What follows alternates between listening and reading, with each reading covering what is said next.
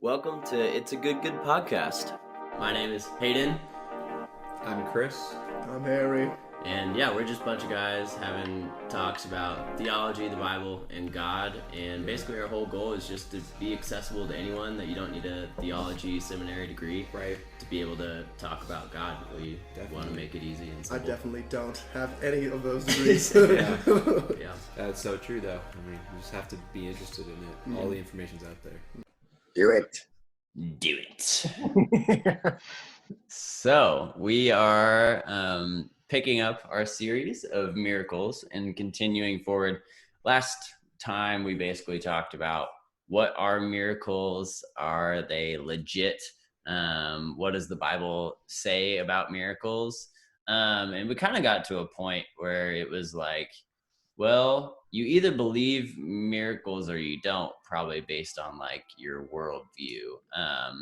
And so like, how could we tackle this whole conversation in a way that is outside of the Bible a little bit more like, objectively, I guess. And so what we wanted to talk about is the incarnation of God, because C.S. Lewis basically wrote a book called Miracles that talks about this entire subject that we're trying to cover right now.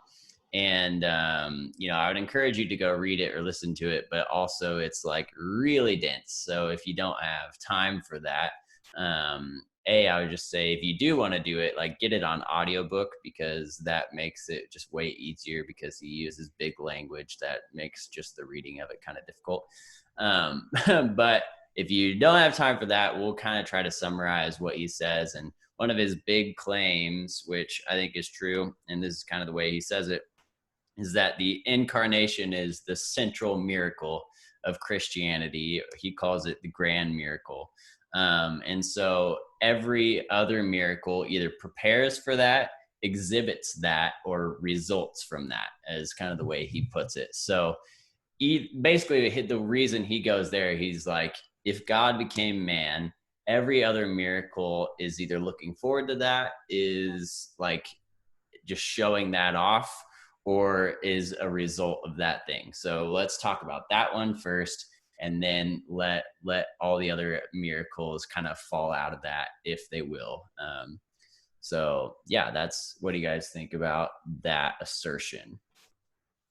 So to clarify really quick, is he saying that the central miracle is God being incarnated as Jesus, not necessarily the death and resurrection, but the act of just him being human? Yep, that is what he's saying. And that is surprising for me too. The first time I listened to the book Miracles, he was like, the central miracle of Christianity is, and I was like, the resurrection. And he was like, the incarnation. And I was like, whoa, really? And can you kind of explain that? And so, I mean, obviously that's what he goes on to do, but it is a surprising thing to say. But basically, I think the way that he says it is the act of God physically inhabiting humanity is an act that inherently would send out the divine throughout the rest of creation, that makes the resurrection inevitable, basically. Okay. Like Jesus becoming incarnate equals the inevitable resurrection and new creation of all things. So that's kind of the reason why he would say incarnation is the central miracle, and resurrection results from that. Yeah, I'm interesting. I don't know, this doesn't like pertain at all to me, but when I think of the story arc of the Bible, I usually, what I think of is usually the resurrection, because that's like the event that changes everything. Yep. But and that this isn't saying it's not that, but there might be two different ways of looking at that, that's really interesting. I think from a practical point of view, like just strictly practical, it makes sense, because it's like, okay, if God inhabited a human being, and like I'm saying that wrong, but if God was among humans, if whatever your idea of an all-powerful deity was among humans, then like everything else kind of seems trivial and provable based on that point. So Like that, it's like an oversimplification, but at the same time, it like makes sense to tie it all back to that. Yeah, Right. exactly. Like if God became a human, then death obviously would have no hold against him. Like obviously if he was put to death physically, it wouldn't matter True. because he's God. I think that's kind of why he goes to that direction. That makes a lot of sense, like theologically, because he's God. So the nature of God is present in him as a human, which means the nature of God is present in humans for the first time ever, which is, oh my gosh, Yeah. that's cool. Exactly. So that's why he asserts that the incarnation is the central miracle of the Bible, and so then what he basically goes on to say is that if given that if the incarnation really happened, then we would have to say that that is the central point of not only the Bible but of like all of history and all of creation. And so then he says, if that would be the central point of all of history and of all of creation, then we should be able to look at that central act and say that that grand miracle not only is consistent with what we see in the world to be true, but also sheds light on that. And so that's kind of like his criteria. That one of the illustrations that he gives two that are basically the same. He says it'd be like if you had this amazing story and then someone came in and was like, oh my gosh, archaeologists just discovered this missing chapter, and honestly it's actually the most important chapter of the book. And so you put it in there and then all of a sudden you read the chapter and you're like, oh, now everything before it makes sense and everything after it makes sense. And even he says, even if the central chapter does like bring out some problems, it's solving so many other problems that it like is still fit and makes sense.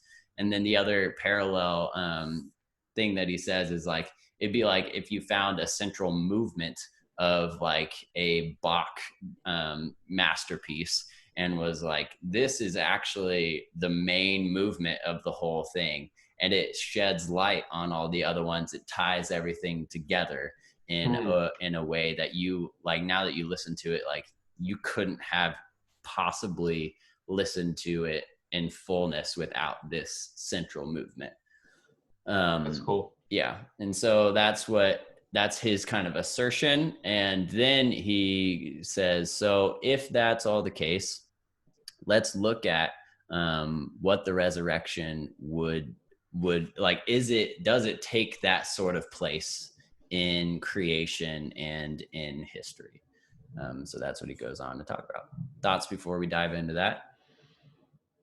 Can we go over what we're meaning when we say incarnation? Because I don't even think I fully get it.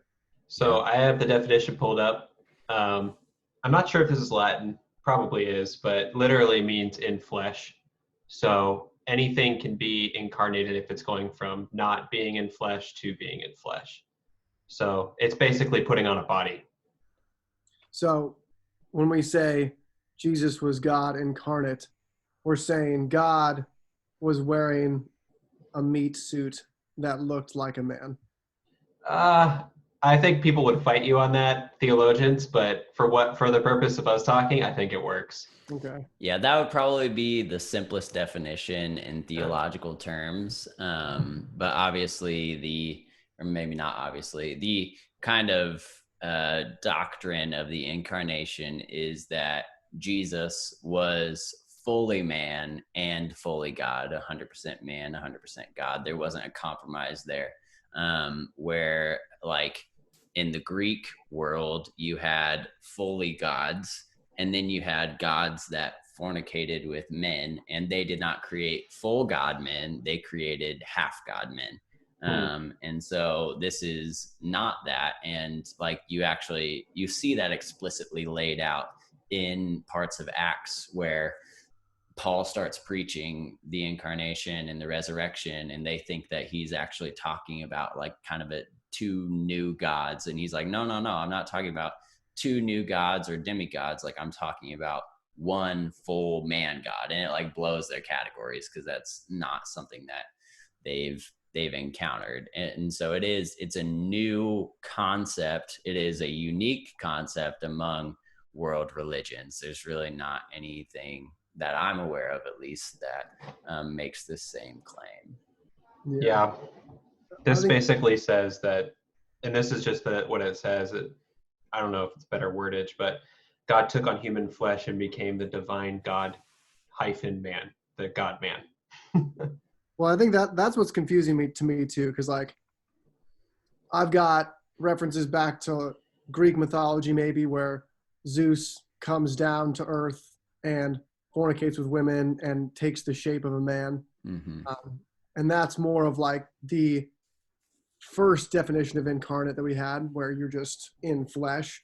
Mm-hmm. But I think, Hayden, what you're referring to, and also what I've heard in various churches, is the fully God and fully man. And I think that it's difficult. It's difficult for anyone, but like for me personally, to wrap my head around that one, because I have in my strange brain the concept of a soul, and then if that soul were in a meat suit, that being a human body, like maybe I can get on board with that. But then the claim of the God incarnate being fully man and fully God, then my mind just starts to melt, because I have zero references back to what that could really mean at all. Yeah, totally. I agree. It is something that like is completely incomprehensible. And I think that is definitely difficult. And like, I want to continue to clear up that concept.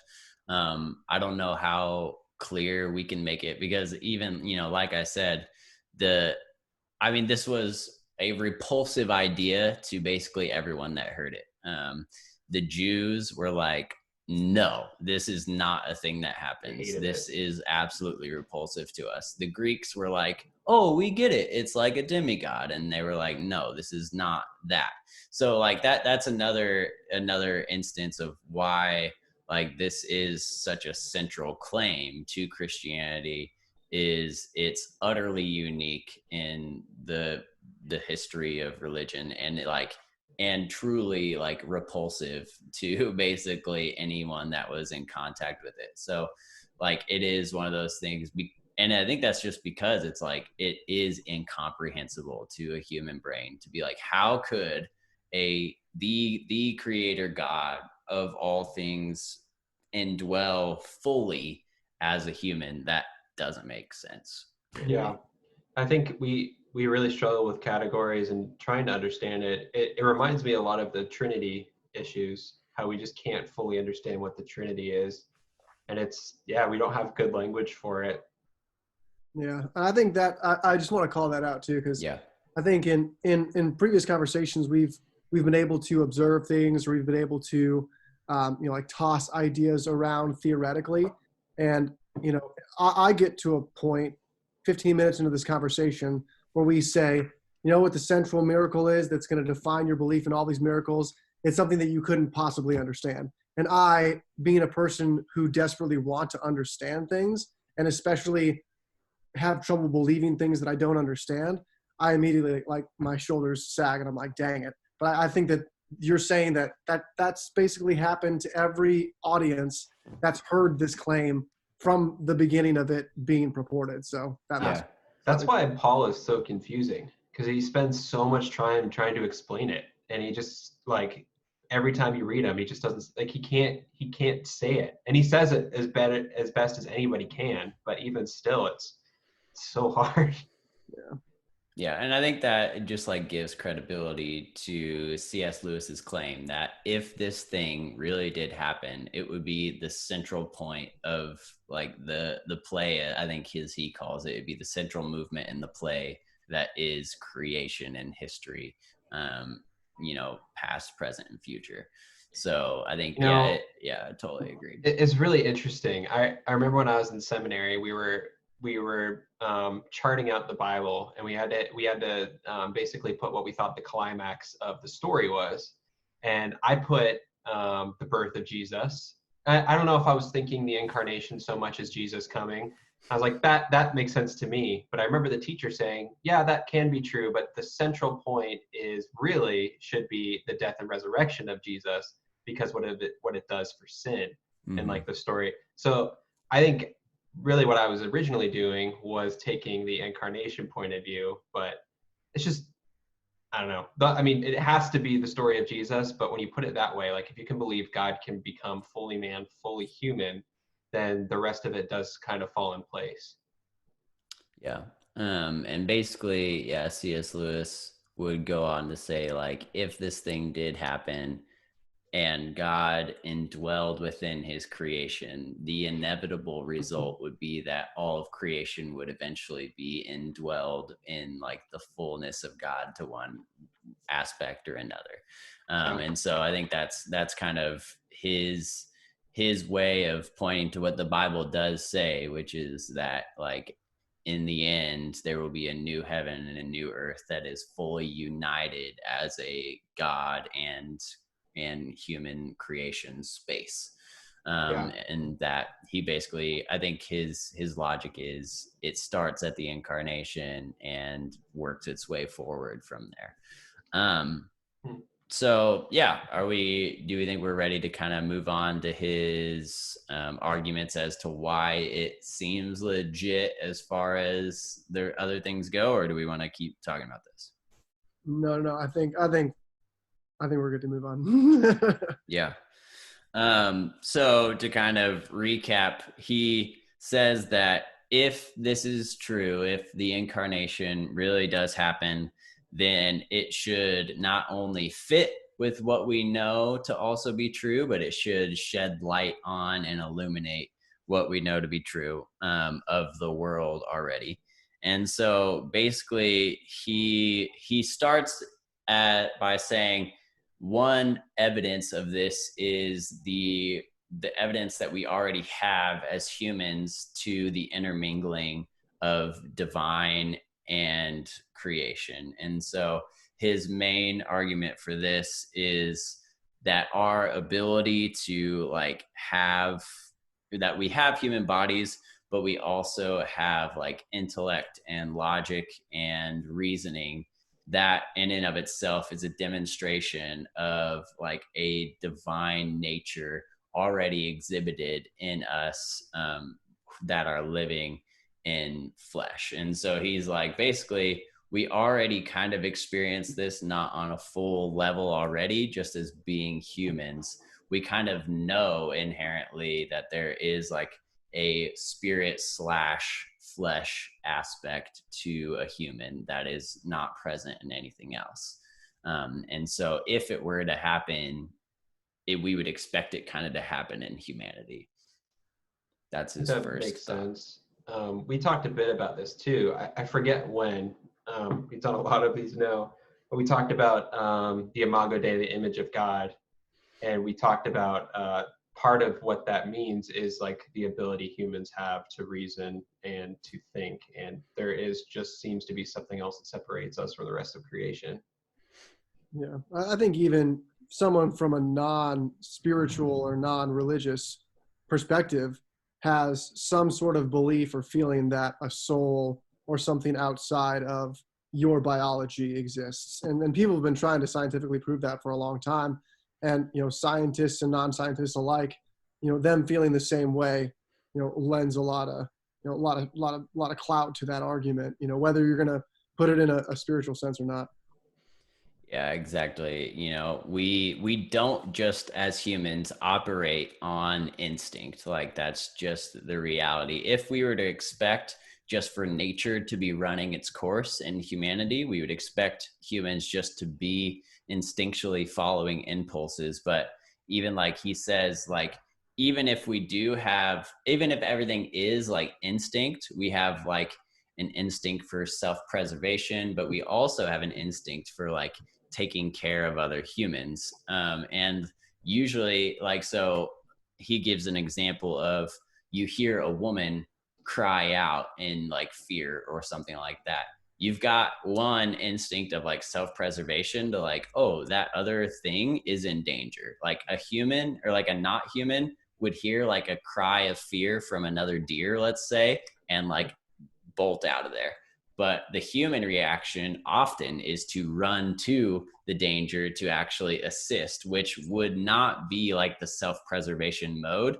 And so even if those things are both instincts, he talks about how like you see the divine nature of a human, so to speak, take over in the fact that we actually repress the one that would be more of a natural instinct to go to one that's like of a higher calling, so to speak. Yeah. So I'm thinking of like every movie ever where there's a conflict between humans and machines.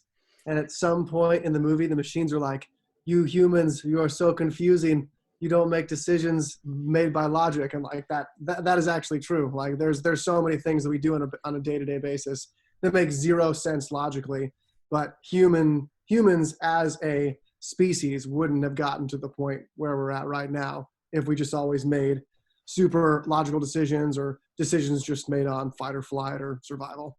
Yeah. And I think being surrounded by philosophy students in college, I've heard the opposite end of it, which is basically the preservation of a larger population will ultimately lead to your preservation. Mm-hmm. And so like, even if you're saying you're not selfish, you really are, but I just don't think that covers the whole thing. There's something else there. And I really do believe humans have the ability to be altruistic, even if we don't see it all the time. Yeah. And at the end of this, he makes three distinctions of categories of religions. One being nature-oriented religions, one being anti-nature oriented religions, and then one being Christianity, which, again, is like the illumination of both of those things. And so I think we can talk about that more maybe at the end, but you see, like what you were saying, some of them are like, oh, we would be leaning into nature, we would be reinforcing nature, whereas the other one is like, oh, we just lean into the spiritual aspect of things and try to be like escapists of nature, so to speak.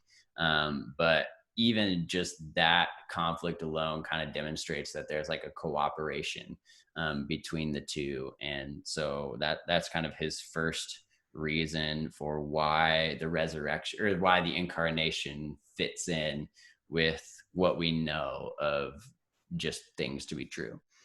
The second one that he talks about is the pattern of ascension and descension, or I guess maybe the other way around, basically. And so the most obvious example of this is the way that vegetables and plants grow. They descend as dead things into the ground, and then they ascend as new and alive things coming out of the ground. And so that's what you see in the incarnation, is a alive being descending into a dark and death-like state, as it would be if God took on a human flesh. Like, that's giving up so much of what it means to be God, to just like occupy one physical space and just be one physical human being, and then dying and then raising to a new form of life. And so that's kind of his next fitness, and of what the incarnation shows that we already see to be alive and active. And he talks about how there are a lot of other religions that kind of already demonstrate this. They call it a corn king. Basically, they have gods that are the god of the harvest, that die alongside the corn and then rise up with it. And so he's like, it would make sense for, like, this already does happen in nature religions. However, this one would illuminate that by saying, actually, like, those instincts to create that sort of God are good, because they were all pointing to what would actually happen with the real life God. So yeah, that's the next thing that he says. So thoughts about that: dissension, ascension. The circle of life. circle of life. Yeah, so the Lion King made a movie about it. Yeah, I mean, it's true. It's kind of weird to say immediately it's like fruits and vegetables, but life does come from death in our world. It's good to think about. Harry, thoughts on that one? I don't know. I don't know what to think about that one. I think I can agree with the sentiment, but I think I'm still caught up in the fact of it. You know, like I think that I can picture a lot of ways to understand the process, the theoretical process, but then the actual inhabiting incarnation I get caught up on. It's just problematic for me. Yeah. And I don't know why that's so problematic for me as opposed to like other things that we talk about. Like maybe this one like I can't necessarily hide behind the concept of like a narrative or a parable or, you know, a metaphor. Like this one needs to be concrete and real for everything else to make sense is what we're saying, you know? So, and I can even understand the concept of like a non-natural or a yes natural, you know, corn king or God. Like I can understand that process, but then once again, bringing it all back to the incarnation of God within a human being who was Jesus and was fully God and fully man. It's just like, I get really caught up there. I trip and fall on my face when I start thinking about that. Yeah, totally. I think that's part of why C.S. Lewis goes about it this way, is to say like it's not something that you could say is even possible. So this is something that has to be viewed in a more grand scheme of things sort of way. Like this is a claim that Christianity is claiming to be true. You really can't prove it. So the only other way to talk about it, like from a scientific level, basically, is to say, if this happened, yeah, it would change everything and bring new light to everything. So is that true? Let's find out. And so, yeah, I mean, I think it sucks because you're right. Like, it's like, but I can't get it. And I think C.S. Lewis would say like, yeah, totally. But would you get everything else if it was true? Yeah. And I think the answer is yes. Like, I think it's not the beginning theoretical part to get me to understand the concept of it. It's not the end part of it, which is, yeah, I mean, like if I believe that, so many more things would make sense. So many more things that I read in the Bible that I'm like, what? Like if I had a concept for the incarnation and had faith that it was real, the end result actually makes a bunch of sense to me. And like, this is skipping to the end and I don't want to get there yet, but like the part that I get caught up in is like, okay, so how do I get from theoretical understanding to knowing or having faith or whatever, believing that it's real, to now everything makes sense? Like that middle portion to me. And like, this is coming from someone who, I don't want to say that I'm like super logical. I do a bunch of stupid stuff. Like, and I don't know why I do things throughout the day and I'm not organized or anything like that. But like, that's my progression of thinking. And without like okay, I believe and I have faith and, you know, think that this actually happened in history and in real life and was true, I can't progress to okay, so now everything makes sense. It's difficult for me to do so. Yeah, that makes sense. Yeah.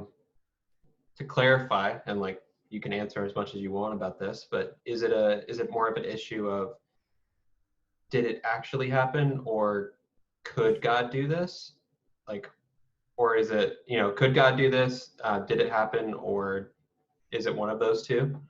Yeah, I think it's the did it happen because when I think about could God do it, I think to myself, you know, in my science fiction mind, like, okay, a 5-dimensional being travels through the dimensions to put on a meat sack and get born and live a life that was in 3 dimensions and confining and limiting, you know, and all that. I think I can, and we're just talking about incarnation. We're not talking about Right. his death and the forgiveness of sins and all of that stuff through it. But I have a concept for, could an omnipotent God, person, figure, thing, whatever being, do that? I think I have a concept for that. Yeah. It's the, did it happen? It's the 2,000 and some odd years ago, did this happen near Jerusalem with this guy? Yeah. Yeah, totally. And I think that's part of what he acknowledges in all of this too, is like that. So he brings it up specifically here. He's like, okay, if all the other corn kings were a demonstration or a representation of this, like, is it maybe like fitting in too well? Like, would okay, now that you bring that up, like, it kind of makes sense. So now I'm starting to think that like maybe this was like fabricated, and like Jesus is kind of like a Jewish representation of the corn king. And that he then responds like, well, this is like the one setting where like it wouldn't make sense for that to happen, and two, like they don't mention it at all. Like he's like, they mention the death and resurrection of vegetables like twice in the New Testament. So like, first of all, if this was what they were trying to do, they did it in a really odd way where they like didn't, it makes it sound like even Jesus himself wasn't aware of the fact that that's what he was doing. And secondly, they're living in a culture led by a God, Yahweh, who is constantly saying, don't worship the things of nature because you're worshiping the representations of the actual God, like follow the actual God.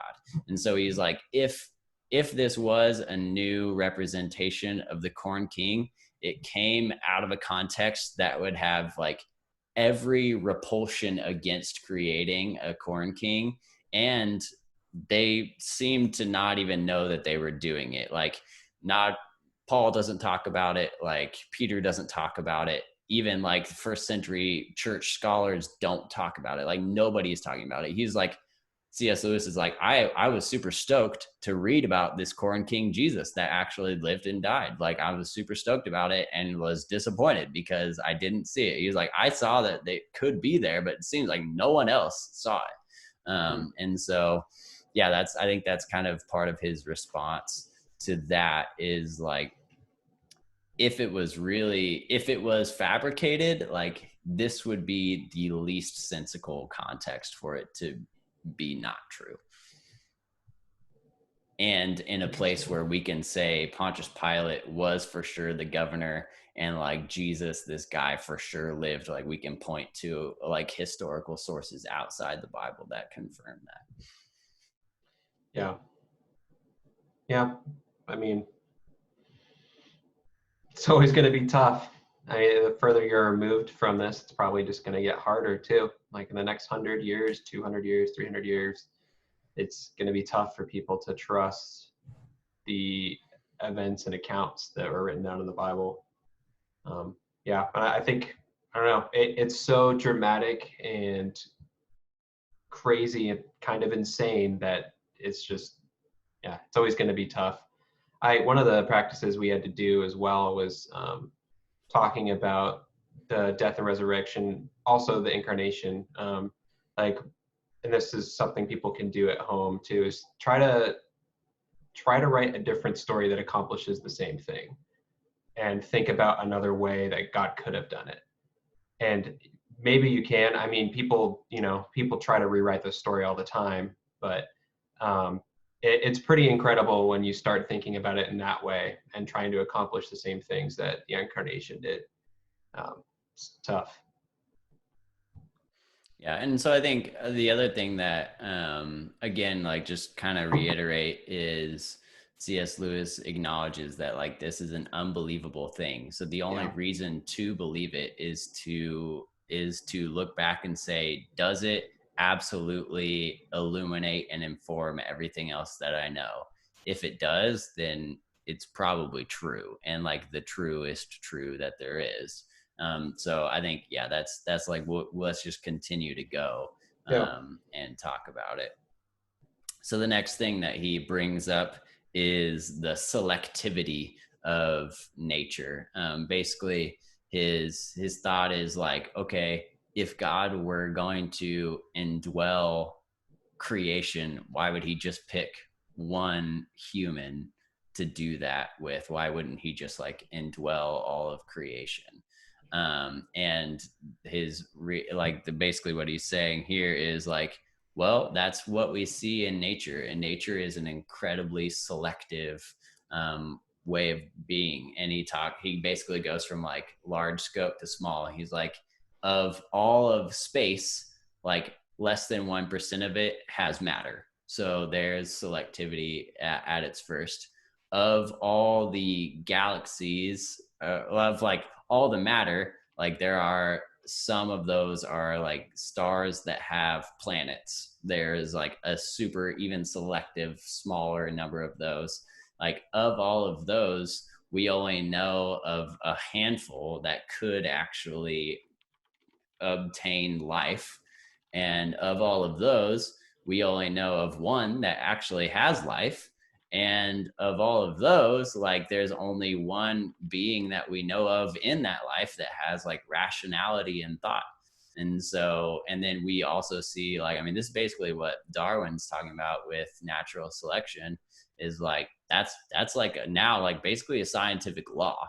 And that's kind of what the next thing that he uses to say that it fits in with the way that God works, or with the way that nature works. And then he does relate it to the way that God works too, saying this is how we see in biblically of God working too, is of all the nations, he selected one. Of all of the tribes of that nation, he selected one. Of all of the families of that nation, he selected one. Of all the people, he selected Mary to like be the mother of Jesus. And then bam, just one human. That's where he started. Yeah. So that's, I think it can be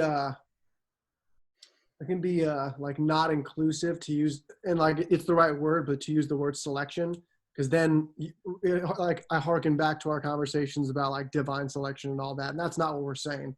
You know, we're saying the selection of one person, people group, nation, whatever, to then expand whatever it is to everyone.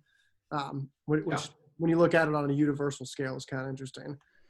But you know what? I had a thought, and this is why I love having our conversations. I had a thought this past week where I thought to myself, it's like, okay, so let's say I do believe that everything is random chance. Let's say I do believe that everything, you know, the fact that we exist, our planet, all these, it's just like random chance. There was a big explosion and we just got lucky. It's like, I feel like the, you know, atheist mindset or the agnostic mindset is usually connected to a feeling of like despair or a feeling of, you know, like depression about things. It's like, if that was my view, like if I truly believed that there was a big bang and like the 1 out of 1 trillionth billion zillionth like probability that we were going to exist, it actually happened. It's like, I feel like I'd be even more jazzed and like, you know, let's seize the day and, you know, excited about my existence than someone who had like a selection way of looking at things. And like, it's interesting how that pan out. You say that, but I mean, think about how much of your worth comes from purpose, right? Like you're a father, you have a job. Like think about like thinking that everything that you've ever done and everything that you've ever loved would just cease to exist at some point and none of it would matter. Like, shoot, like, I mean, I don't know about you guys, but personally, I would probably be more upset with things in general. I would hope that I would be just as happy, but I don't know. But it's like, would matter to who, you know? Like, would matter to, like, nothing? It's like, or would matter to you? I feel like, and that's kind of like two different ways of looking at it. Because I get what you're saying, and I've talked to people who, like, were, like, on the brink of blowing their brains out because they're like, hey, nothing matters. Like, there is no such thing as purpose. There is no such thing as, you know, things happening for a reason. Mm-hmm. We're alive for a blip of time, for a breath when you look at eternity, and we mean absolutely nothing. But then on the other end of it, it's like, even so, you know, I think that would it, like, does it matter? It's like, does it matter to a higher being? Does it matter to nothing? Or does it matter to you? I think that those are all different perspectives of how to look at an existence that comes from absolutely random chance. But and this is all the opposite of what we're talking about. We're talking about we were selected out of all of these different circles, whether that's the universe or the galaxy or the earth or all of the living beings on creation. It's like we were selected, but I still think that you can kind of get to the same gratefulness with both of those perspectives. It might just be like, and the idea of selection, you can take that for granted just as easily as you can take, being here purposeless as a result of random chance. Right. I think that you can choose either side to be grateful or to be like, yeah, this was just, I'm just here for whatever reason or no reason, and it doesn't matter. Yeah, and I think we could very easily step into like a endless pool of philosophy here. Mm. But I agree with you in that if you believe this is all random, that, I mean, honestly, you probably would feel even more lucky than like someone that says that there has to be a necessary being that created things. Yeah. Like that's really only strictly atheists that believe that. Right. Agnostics wouldn't even say that. And that yeah, I mean, a lot of people would say that requires more faith. Yeah. And so in all of that, you Harry, you brought up kind of a good point is the selection thing can sound like, oh, and they were selected to be the only divine purpose of the entire universe. And then, but that actually leads him into his next train of thought, which he calls vicariousness, which is that everything else is dependent on everything else. And he then says that to the counterpoint of, well, Jesus wasn't the selected one to be the only divine one that lived like a good, happy life. It was actually the opposite. He came to suffer and die for the sake of those like unselected at the time, so to speak. And so he then talks about how, everything else is ultimately dependent on the reality of everything else. And he kind of says, like, in some ways that are more pleasing to me, like the bee lives off the flower in a way that I find like pretty cool.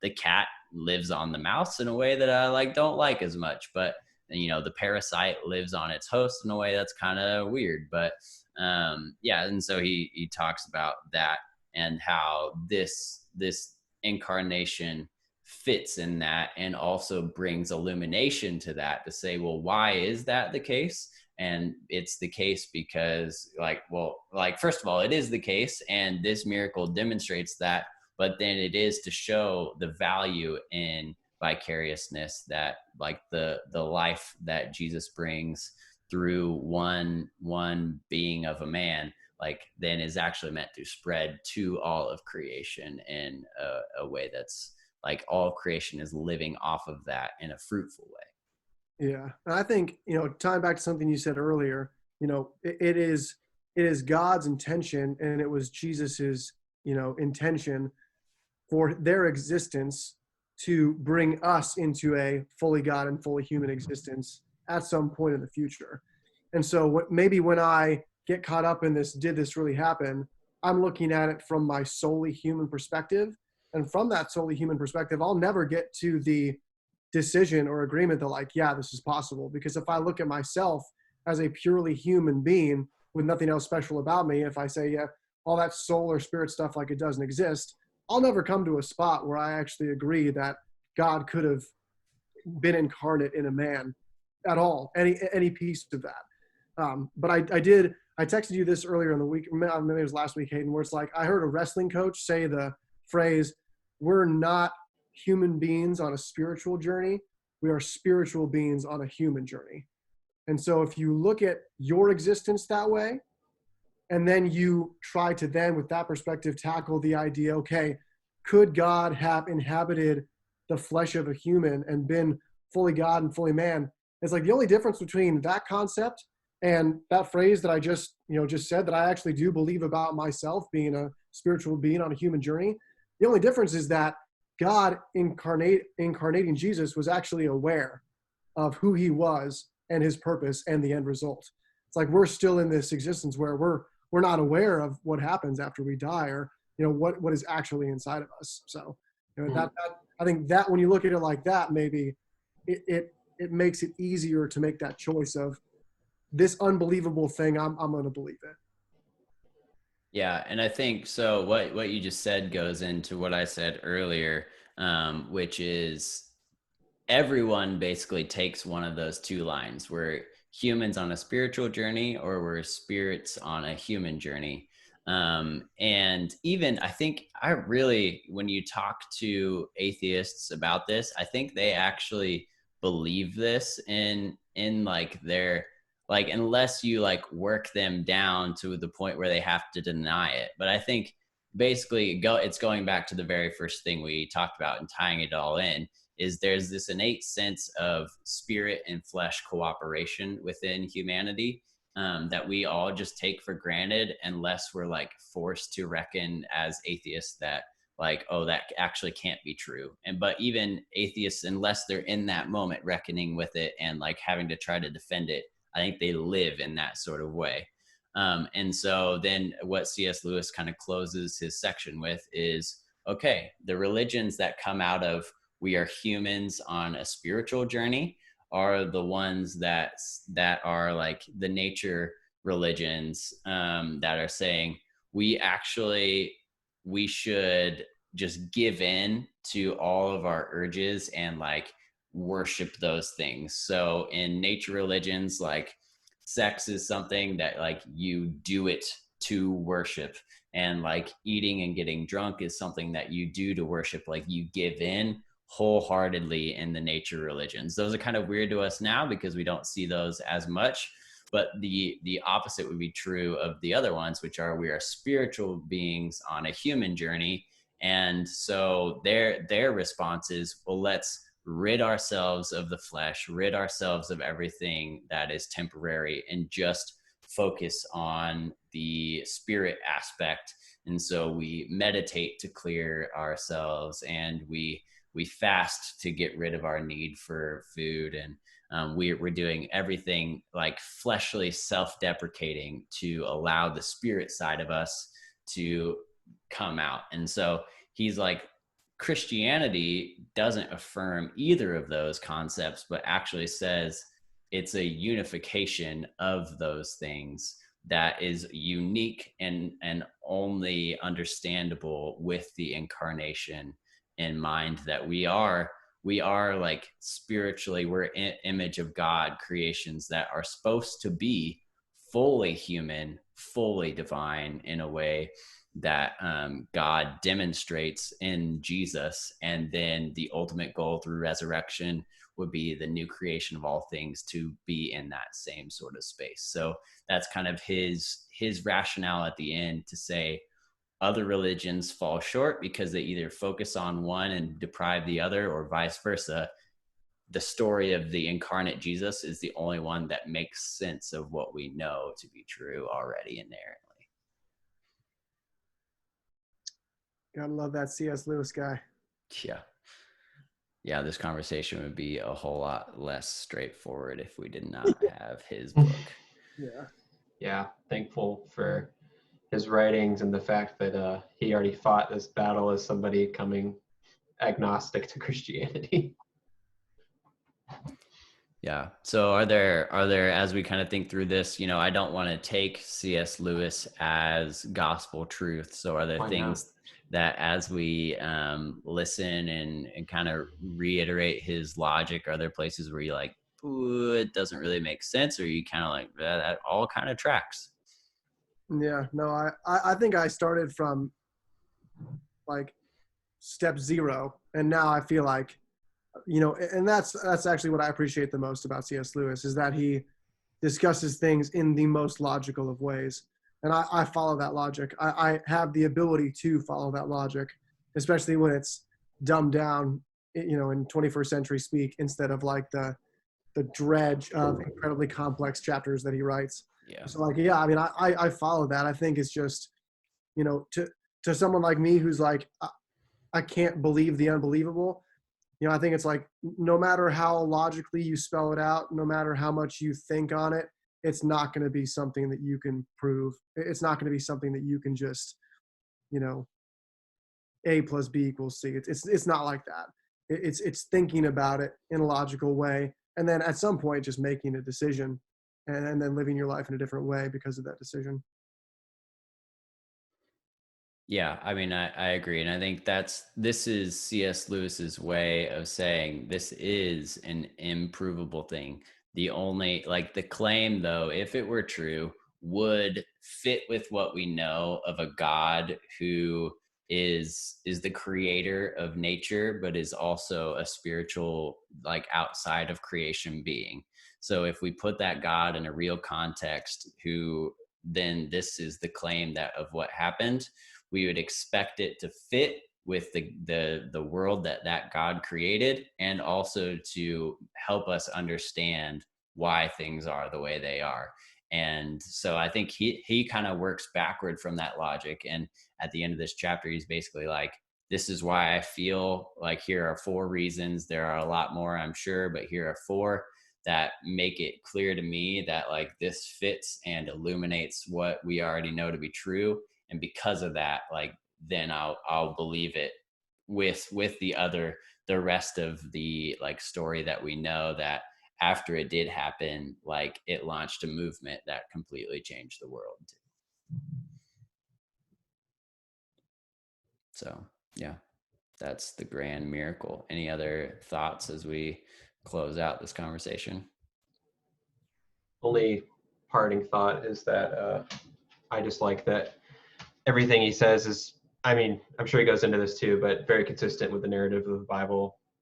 All those points are, yeah, I don't know. I don't have any problem with them then looking at the Old Testament or Paul's letters or anything. Seems like they all fit really well. And like you said, illuminates parts of the Bible that if you didn't have that story, you wouldn't see. Yeah. Well, wasn't it C.S. Lewis who said, like, I believe in God like I believe in the sun? It's like, not because I see it, but by it I see everything else. That is in this very book. Yep. And that's what we're talking about. Yeah, exactly. Agreed. So yeah, that's the grand miracle, and why C.S. Lewis says that it's legit, and why you should believe it, even though there's no way to prove it. But the logic of it all fits and sheds light on reality, not only of creation, but the human experience as well, and brings light onto the rest of the scripture too. So yeah, that's the grand miracle. Thanks, C.S. Lewis, for making us sound smart, like we know what we're talking about, even though we stole it all from you and made it sound really dumb in comparison to the way you said it. Yeah, he did all the hard work, and then we just vomited it out with a bunch of likes and incorporated in there. That's all anybody ever does, though. Nothing's new under the sun. That's true. Yeah, that's totally true. So for sure, yeah, if you want like a start to finish thing, check out Miracles by C.S. Lewis. I mean, he starts at the beginning, and the other book would be Mere Christianity. He does the same thing in that one, but basically he starts with, should we believe in a divinity or just a total random chance worldview? And he just logically steps it all the way through up to the creation, and then after that.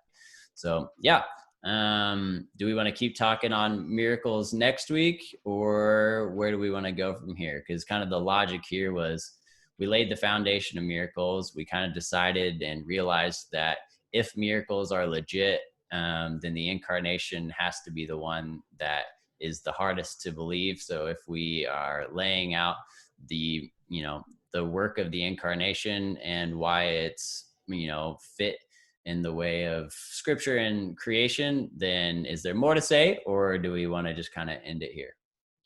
I feel like we've shot the what on miracles in general. Have we talked about, did we have an episode on spirit? Like the Holy Spirit? Well, just like, because we're talking about the concept of a soul and a spirit. It's like, have we talked about that? I think we've referenced it I don't know that we've just spent a whole episode on that. That'd be hefty. Yeah. I mean, because the Old Testament, New Testament talk about it very differently. That's definitely a way we could go, is to start talking about, like, I don't know if you just want to call it spirituality, with like spiritual beings being wrapped in there, as well as the soul, eternity. Those would all be things that kind of live in that mode. We haven't definitely talked about that yet, but that would be a natural line of logic after this, I guess, to say, okay, we kind of took it for granted that humans are a melding of flesh and spirit, but we kind of get the flesh part, we get that pretty inherently, but what about the spirit part? Just like covering the metaphysical parts of the Bible, that's pretty big. I'm down, but it'd be big. Yeah, I feel like that's where my mind goes after this conversation. Sure. Yeah, makes sense to me. Yeah. I don't necessarily know where to start, probably Genesis, but yeah, let's do it. Shout out to Canyon Coffee Roasters for fueling every one of our conversations. If you are only listening, you don't see it, but we are drinking a cup of Canyon every time we talk together. Thanks to John Jones Project and Clink, who are making the music that you hear in the background. Thank you for making awesome stuff that we get to share with the people that are listening to our podcast. And thank you guys for tuning in, and always feel free to let us know if you have questions or things you want to talk about. Yeah, or if you want to be on the show, we'd love to have you as well. All right, thanks. We'll see you next time.